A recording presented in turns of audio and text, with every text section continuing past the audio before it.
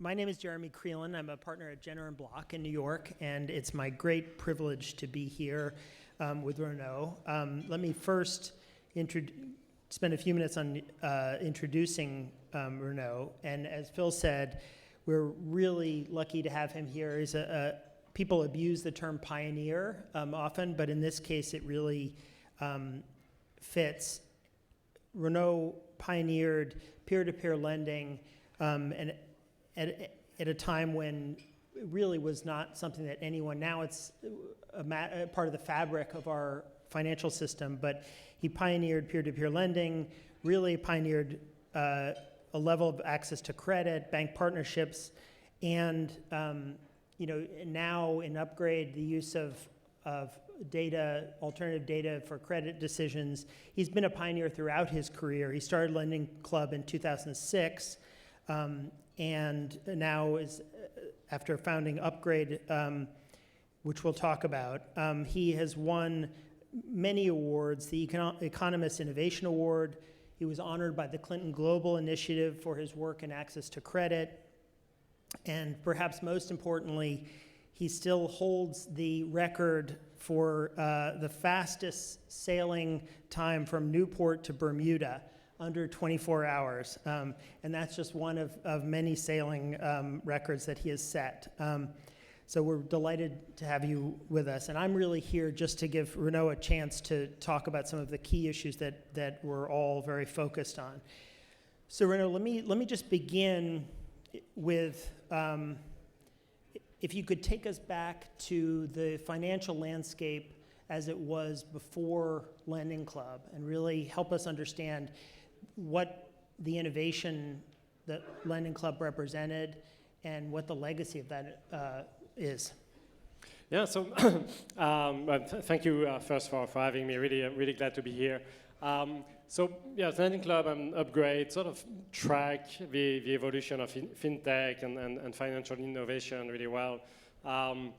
With Lending Club was really a first generation fintech company where at the time it was pretty antagonistic with the banks. It was really about almost replacing the banks. And I'm saying almost now, but we were saying it at the time, we'll replace the banks. And it was really mostly a set of monoline companies coming out, trying to focus on a single product, trying to do it better than the banks, with a possibility to expand from there over time. And so since then, I think fintech has evolved in a really positive direction. First, in terms of product mix, with a lot of the platform, almost all of the successful platforms now being sort of multi-product, and really offering a set of products that complement each other and help obtain more information to better serve our customers. So Upgrade customers, typically they have their mobile banking account with us, so personal loan, a credit card, maybe an auto loan now, a home improvement loan. And so that sort of greater sort of knowledge and proximity with the customer is really helpful to understand them better and do a better job. I think it also helps in terms of credit performance, in terms of branding. I think when you offer several products, and when customers get these multiple products, you become more a bigger part of their financial life.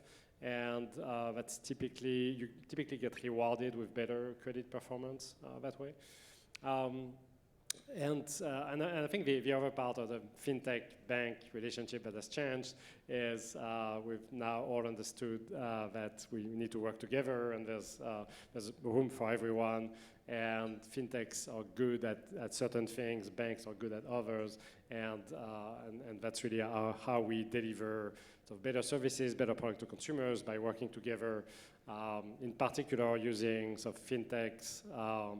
Of lower cost of operation with lower cost of capital, you can really drive down the cost of credit for consumers. So I think that it's all a pretty sort of positive evolution. Now zooming in on Lending Club and Upgrade specifically, it's really interesting how Lending Club and the fintech the early fintech players at the time, like Prosper and Zopa in the UK and others. Really, a lot of us in credit fintech started with a personal loan product. That's a really great product of really helping consumers pay down their credit card debt and in a way that's more sort of more responsible than credit card. It's typically a lower rate, but more importantly, it amortizes down on a sort of linear amortization, straight line amortization, with so helping like really avoid the sort of debt trap of revolving debt. So that personal loan product was always sort of helpful in sort of refinancing credit cards sort of after the fact. But I think after 10 years running Lending Club, the observation was that when we started, there was about $800 billion in credit card outstanding, and 10 years later, there was $950 billion. And by the way, now it's like 1.1 trillion. Yeah. So sort of helping consumers refinance that debt wasn't working well enough to really make a dent, even though at the time we had like refinanced 50 billion of it. So it's meaningful, but that credit card debt was growing faster than we were able to refinance it. So really one of our, like really the flagship product at Upgrade is this Upgrade card that not only helps you refinance an existing credit card debt like a personal loan would, but also just going forward helps you sort of create a credit card balance that amortizes down. And it is lower cost, it's a fixed rate, so it's easier to budget for, it's more predictable. So at the end of every month, your credit card balance turns into that installment plan, and that amortizes down every month. So it really sets you up better. We call it the only credit card that's good for you, because instead of like pushing you into that sort of revolving debt cycle, it really sort of gives you credit when you need it, but helps sort of pay it down faster, basically.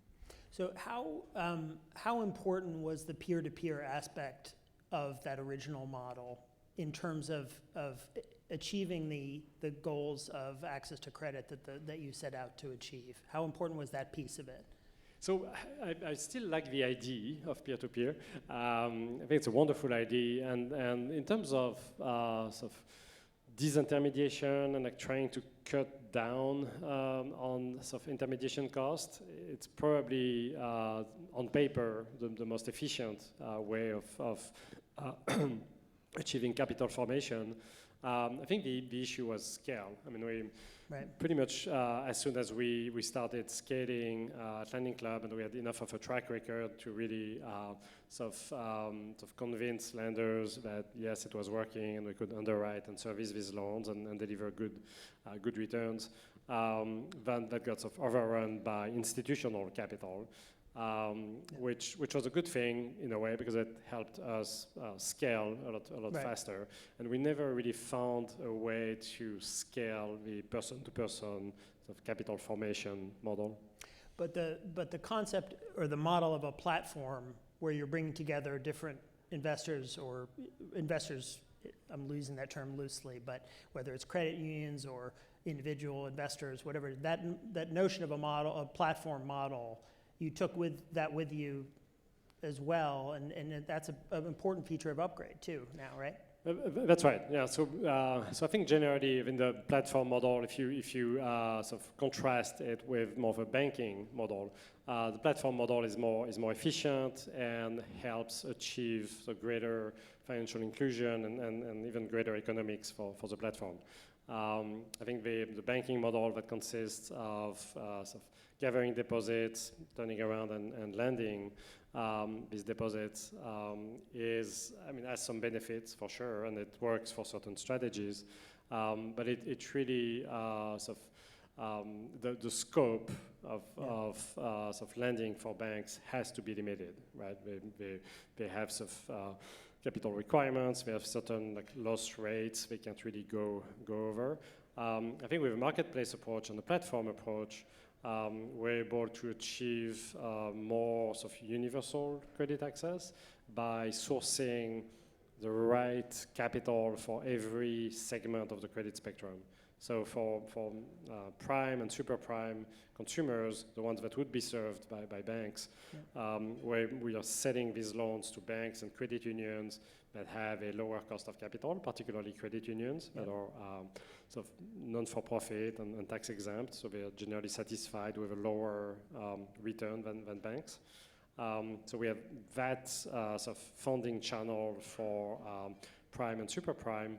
But then as you go down the credit spectrum, you need different sources of capital that are more sort of less risk averse, more risk tolerant, also would require a higher rate of return, but you can sort of manage sort of a risk-based pricing in a way that delivers that return to the asset managers and to the hedge funds that will invest in more risky borrowers. And that flexibility gives you better opportunities to get the access to capital, to provide the access to capital or to credit that was your goal. I want to stick with this, the critical legacy of, empowering consumers and bringing greater access to credit. What is if you will, what is the next frontier for that? In your view, where are we now, and where could we go that would improve that even further? Yeah, so I'm really hoping, and I believe Fintech has an opportunity to do more for financial inclusion, even than banks, right? Banks sort of have to do it, right. for like CRA requirement and so on, but aren't really equipped for the most part. I think Fintech companies have generally greater sort of access to data or familiarity with data and lower operating costs that helps get into these like lower margin products that can be really helpful for consumers. Now, I think what we've been working on is sort of practical financial inclusion that basically sort of trying to reconcile financial inclusion, access to credit, with pricing and economics, and actually sort of running a business and being able to deliver that access to credit consistently, and being able to invest like resources behind it and really making it work at scale. And so there's a new product we're going to launch in the next couple of weeks. So please keep it kind of confidential until then. Not anymore. I'll say it anyway because it's really cool. So it's a secured card. So it's nothing new there. There are a lot of secured cards. I think what makes it work better, and we're hoping a lot better than existing secured cards, is like really three features, and the last one is the most important. So the first one is, and you all know how a secured card works. It's you basically put $500 in a bank account and you get a $500 line of credit. And the benefit is, even though you're not immediately getting extra cash, you're sort of, as you're using that $500 line of credit, that gets reported to the credit bureau, and so you're building your credit history. So for people who don't have a credit history, or new to credit, so recent immigrants, people whose sometimes marital status has changed, and or the credit was on the name of one of the spouses. So there are a lot of different younger people, obviously. So there are lots of situations where people don't have credit history and are struggling to build it. So secured card is generally a pretty good instrument for that. I think where we're making it better, and we believe we can really sort of make it work at scale for financial inclusion, is by doing these three things. So one, the money you're putting in a bank account goes into a high yield savings account. So you're earning 5.07% APY, so really the top rate in the market. Certainly enabled by current interest rate environment, but I think we're doing better than most savings account there. So hopefully it gives it helps form good habits and shows that, hey, when you have money, you put it in the bank account, you can actually save, and there are good things that happen with savings, and you can not only save on the cost of credit when you need the money, but also build up that sort of nest, that egg nest. So high APY, no fee on the card. That's really important. And third, the way the card is designed, it has this almost immediate or short-term graduation process. So you get, let's say you get a $500 credit line, you make payments on time for 3 months, then you get to the next level where you're partially secured. So at that point, you can either get some of your money back that you put in that bank account, or get a larger line of credit and then truly get access to credit that way. So the card is designed to be sort of fully secured initially, then partially secured, and then hopefully sort of fully unsecured when you fully graduate out of the secured sort of portion of the card. So we think it's a really good product that not just solves the short-term need of starting to build the credit, but actually delivers pretty quickly actual sort of additional capital and then sets people up for success in the long run. That's a remarkable innovation, and it's also just it's a great sort of grandchild of the Lending Club and now Upgrade. That's terrific. Sounds like a wonderful product. Can we're meeting now at a time when bank partnerships are under strain, under fire, and if you'd met maybe 5 years ago, fintechs, the assumption was if you were a fintech, you would hope to become a bank, right? That was kind of if you were lucky enough, you could become a bank. Can you give us you've been one of the few people who've been very vocal about the value of fintechs as fintechs and really the unique benefits that fintechs can provide to the market. Can you give us a little bit more on that question of, should fintechs stay fintechs and what benefits do they provide? Yeah. So it's funny, around that time where so many fintech founders were really raving about a bank charter, it was pretty obvious that the only people who did were people who had never run a bank before, and they really didn't fully understand what they were getting into. Running a bank isn't fun. there's a lot that comes with it in terms of just basic freedom to operate. And just the capital requirements that come with, so just supporting the growth of a program where you sort of collect deposit and lend the loans out, which is the main reason why you would want a sort of banking charter. Yep. It needs to be supported by equity, and you can only grow if you raise sufficient equity to keep that ratio within its assigned limit.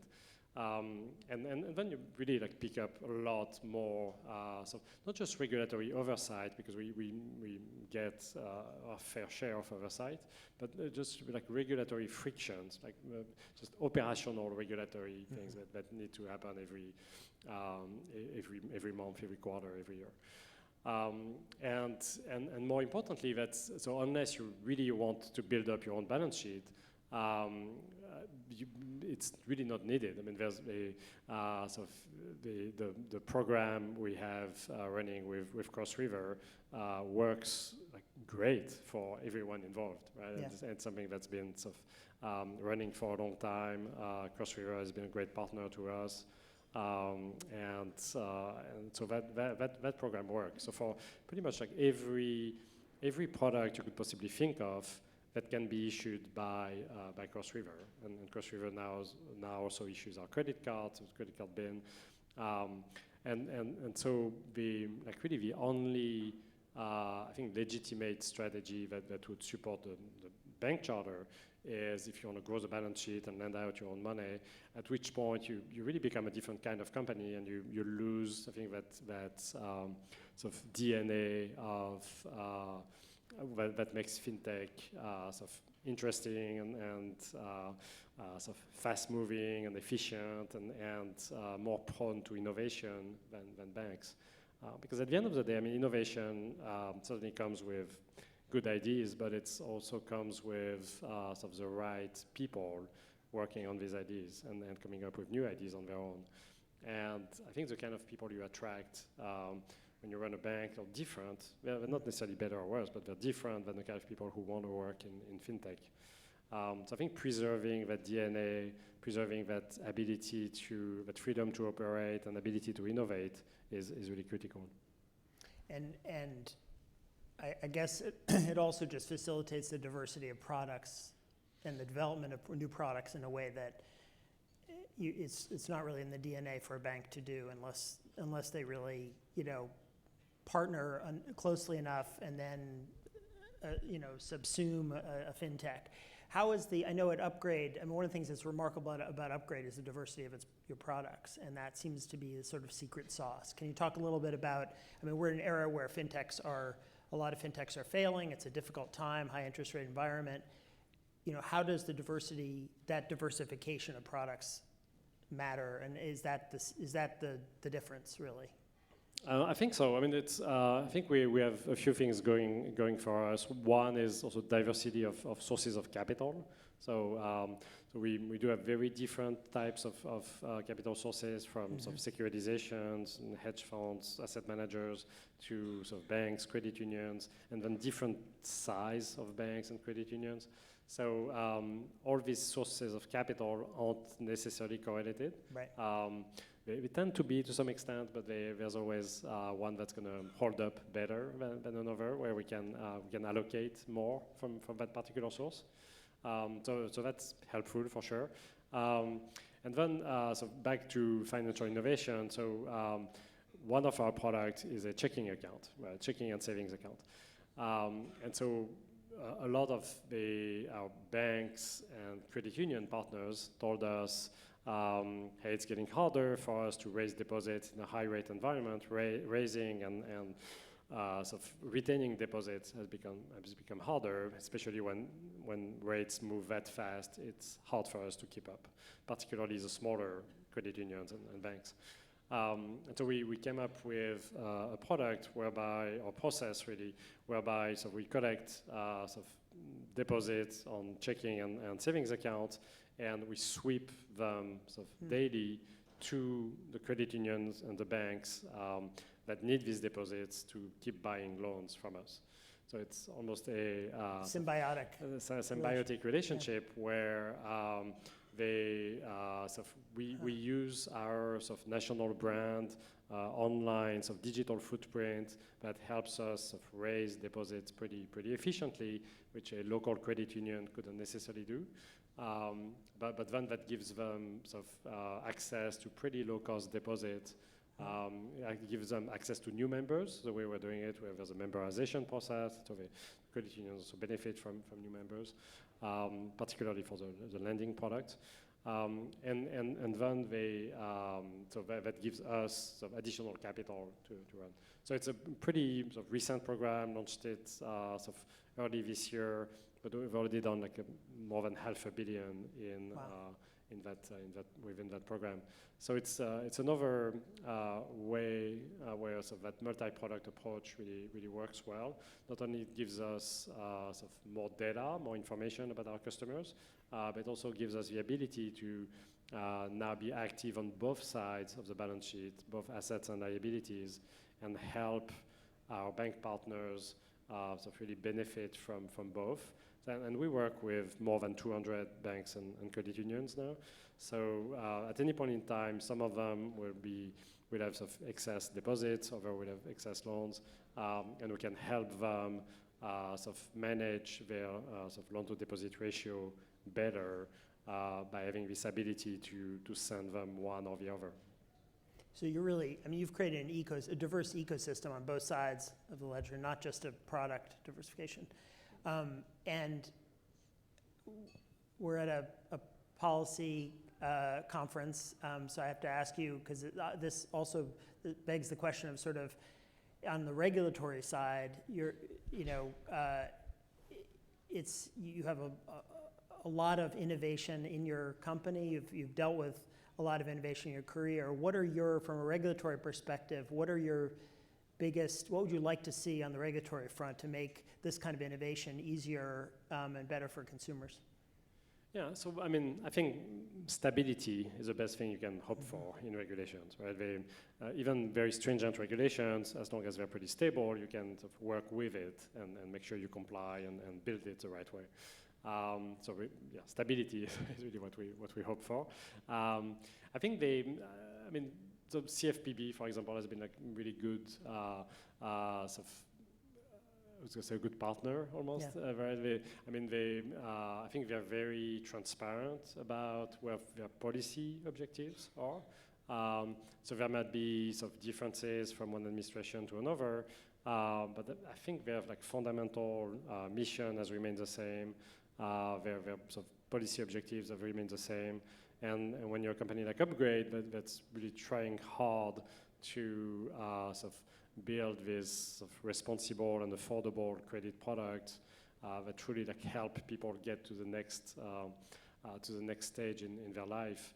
I think we're very aligned with these objectives. I think that what's probably more disruptive is state regulations, where by nature it's not going to be consistent, and there's more work to do there. Well, there's also a learning curve for regulators to understand a product, understand, right. Especially when you're talking about the complexity on both sides of the ledger that you have. So at the state level, that's a challenge, right? Because they don't have the resources, they don't have the experience, but maybe you could talk a little bit about, I know Upgrade has done an amazing job of building relationships with regulators, and you've had I know your focus has really been on building those relationships. Does that matter when you're talking about the kind of innovation that you're dealing with? Yeah, for sure. I think now we've been sort of briefing the CFPB, for example, for probably 3 times this year. Each time we sort of launch a new product or make an acquisition or like do something fundamentally different from what we've done in the past, we really like to have a dialogue with them and like show them what we're doing and get their feedback as well. And they often can sort of point out sort of different obstacles that might be on the horizon that we're generally aware of, but it's great to see that there's that feedback mechanism in place. Well, as an outside counsel, that is music to my ears, because that's not every client has that approach. So we appreciate that tremendously. I think we may be out of time, but Phil is nodding. Thank you so much, Renaud. All right, thank you.